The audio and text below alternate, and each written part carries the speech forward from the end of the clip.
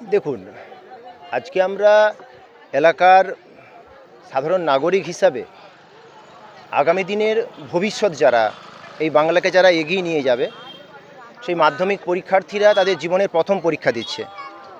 তাই সারা পশ্চিমবাংলার মাধ্যমিক পরীক্ষার্থীদের আমরা শুভেচ্ছা জানাচ্ছি।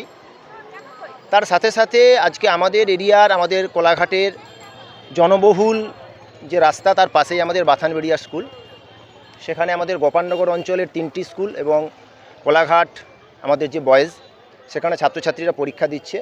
প্রত্যেকের জন্য আমরা শুভকামনা আমরা জানাচ্ছি, চন্দনের ফোঁটা, একটু লাল গোলাপ, একটা কলম দিয়ে, এবং সবার জন্যই আমাদের অন্তরের অন্তঃস্থল থেকে শুভকামনা রয়েছে, যাতে এদের হাত ধরেই আগামী দিনে বাংলার ভবিষ্যৎ উজ্জ্বল হয়।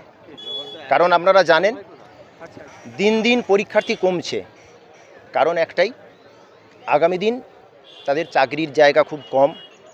বাংলায় শিক্ষার ক্ষেত্রে যে নৈরাজ্য, শিক্ষাক্ষেত্রে সুযোগ বাংলায় নষ্ট হয়ে যাচ্ছে। তাই আমরা চাই যে এই বছর থেকেই আমাদেরকে এগিয়ে যেতে হবে। আগামী বাংলাকে এগিয়ে নিয়ে যাওয়ার জন্য আমাদের সবাইকে এগিয়ে আসতে হবে, সেই বার্তা রাখব। এবং এই ছাত্রছাত্রীরাই আগামী দিনে নুয়ে পড়া বাংলাকে আবার এগিয়ে নিয়ে যাবে, তার আশায় আমরা বুক বাঁধছি, এবং সেটা আগামী দিনে সফল হবে।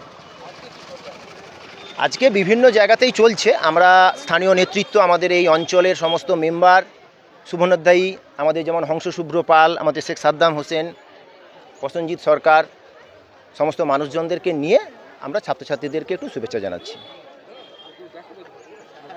আমার নাম দেবব্রত পট্টনায়ক, আমি বৈষ্ণব স্কুলের একজন শিক্ষক, তার সাথে সাথে ভারতীয় জনতা পার্টির সহসভাপতি, তমলুক সাংগঠনিক জেলা।